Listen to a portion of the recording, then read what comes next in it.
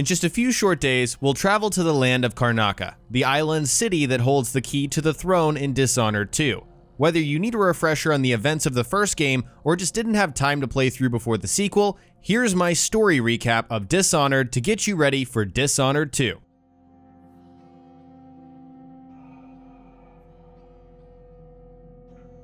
You play as Corvo Attano, royal protector and personal bodyguard to the Empress who rules over the Empire of the Isles. The story begins as Corvo returns from a diplomatic mission to save the Empire from an unrelenting rat plague that ravages the city of Dunwall. He's greeted by Emily, the Empress's daughter, and the Empress in waiting.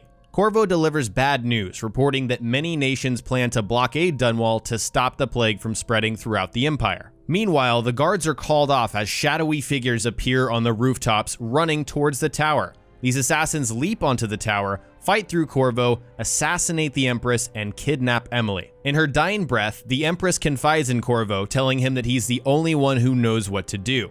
Royal Spymaster Burroughs and High Overseer Campbell catch Corvo at the scene and conveniently pin the murder on him. 6 months later, Corvo is locked away at Coldridge Prison on the eve of his execution. While being tortured, the Royal Spymaster and High Overseer admit to framing Corvo for the murder, explaining that it was for the good of the Empire. Corvo is knocked out, and when he comes to, a guard slips him a key into his cell along with instructions on how to escape. He makes his way through the Dunwall sewers and out to Samuel the boatman, who brings him to the Hound Pits pub. Corvo meets the Loyalists, a group who works in the shadows to support the Empire. Led by Admiral Havelock and Lord Pendleton, they seek to overthrow the Royal Spymaster, acting as the current Lord Regent of the Empire, and place rightful heir Emily Kaldwin on the throne. Corvo meets Callista and a few others who support the Loyalists, along with a scientist named Piero who constructs a mask for Corvo to hide his identity in the city. Corvo's first order of business is to eliminate High Overseer Campbell and rescue Overseer Martin, a valuable asset to the Loyalists. After recovering Martin, Corvo chooses to assassinate Campbell or neutralize him. Burning the heretic's brand onto his face effectively removes him from office, but killing him also gets the job done. During the mission, Corvo also has the option to save Callista's uncle, Captain Kurnow, for the Loyalists and help Granny Rags, an old woman with supernatural powers,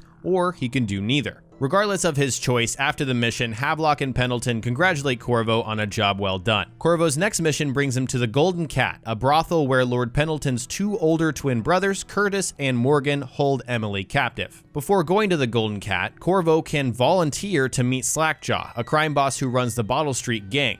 If Corvo chooses to do a favor for Slackjaw, he'll provide a clear path to the twins. Depending on these decisions, Corvo chooses to either assassinate the twins or help Slackjaw a second time, which neutralizes the Pendletons and removes them from power. After taking care of the Pendletons and rescuing Emily, the Loyalists congratulate Corvo again and move on to their next mission. Corvo's new objective is to capture Anton Sokolov, the royal physician who knows the identity of the Lord Regent's financier and mistress. Sokolov is also a philosopher and inventor, responsible for creating an elixir that prevents the rat plague. Recovering Sokolov, a very important figure in the Empire, would go a long way in crippling the Lord Regent's operation. Corvo makes his way across Caldwin's Bridge, subdues Sokolov in his laboratory, and returns him to the Loyalists. Soon after, Corvo chooses to threaten or bribe Sokolov until he eventually reveals the identity of Lady Boyle. Unfortunately, he doesn't know which Boyle is the correct one, and there are several, which prompts the Loyalists to send Corvo to a party at the Boyle estate. Corvo attends the Boyle's masquerade ball, using his mask to blend in with the crowd.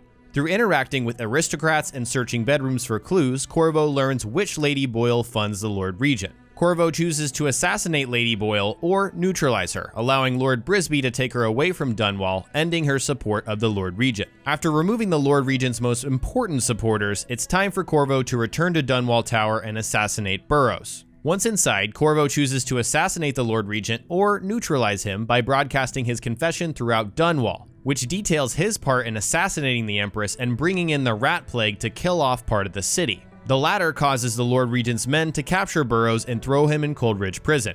Corvo returns to the pub and joins the Loyalists for a congratulatory toast. After accepting a drink from Lord Pendleton, Corvo collapses in his bedroom. It is revealed that the Loyalists poisoned Corvo and intended to murder him from the beginning after using him to do their dirty work by removing the usurpers. Fortunately, Corvo has one friend in Samuel the Boatman, who only gave him half of the poison and tells Corvo that he'll find him after he plays his role and survives. Corvo wakes up in the Flooded District, a blocked-off area of Dunwall where the plague has seriously decimated the entire population. A group of assassins find Corvo and deliver him to Daud, who reveals himself as the assassin who killed the Empress. Daud throws Corvo into a makeshift jail with plans to deliver him straight to the Loyalists. After coming to, Corvo escapes his confinement, recovers his gear, and confronts Daud. He chooses to kill Daud or spare him by stealing his key and escaping the area. On his way out, Corvo encounters a situation with Granny Rags, who holds a key that he needs. The circumstances of this encounter, which may or may not involve Slackjaw, rely entirely on Corvo's previous decisions. Regardless, Corvo recovers the key that he needs and returns to the Hound Pit's pub. He finds the area in a completely different state than it was left. The Loyalists have taken complete control over the pub. Corvo can find Callista dead or alive depending on previous decisions, but either way, Corvo recovers a note from Samuel directing him to use the flare in order to escape. Piero and Sokolov are being held in Piero's workshop, leaving Corvo with a decision to rescue them or avoid them entirely. Regardless, Corvo escapes the area on Samuel's boat. Samuel brings Corvo to a lighthouse where the Loyalists are holding Emily captive. Depending on previous decisions, the fortress can be found heavily guarded or loosely watched. Corvo can choose to murder the Loyalists or spare all of them, or a combination of both. The cause and effect of these decisions depend heavily on everything Corvo has done up to this point. In many cases, Emily can be saved and lead the Empire after the events of Dishonored, but Havelock can also throw himself from the lighthouse with Emily in arm, which also affects the future.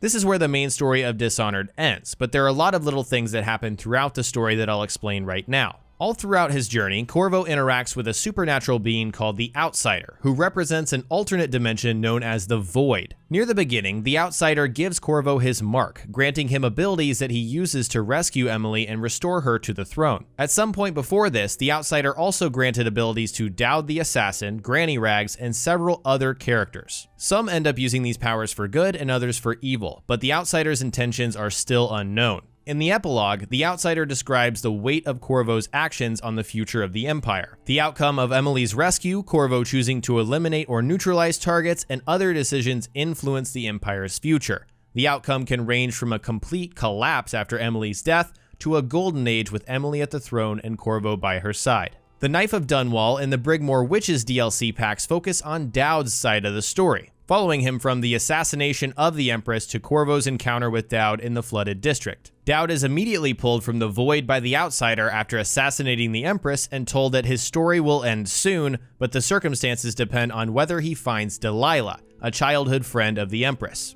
Through a series of events, Daud discovers that Delilah, who bears the mark of the Outsider, now leads a powerful group of witches who intend to rule the Empire by possessing Emily. Daud infiltrates the Brigmore Manor, travels to the Void, and stops Delilah from completing her ritual. Again, these events are taking place simultaneously while Corvo is taking down all of the usurpers in the Empire. Depending on Daud's actions in the DLCs, Corvo either spares or executes Daud when they meet in the Flooded District. It's important to note that while Dishonored has several different endings and paths that the player can take through the game, Arcane Studios have adopted a canonical ending for Dishonored 2. When we continue our adventure 15 years after the events of Dishonored in Karnaca, the game assumes that Corvo saved Emily, she assumes the throne at some point as the new Empress, and Corvo spares the life of Daud the Assassin. It's very clear that this canon ending for Dishonored sets up exactly what is going on in Dishonored 2, and that'll have very many ripple effects in what we can expect from Dishonored 2's story.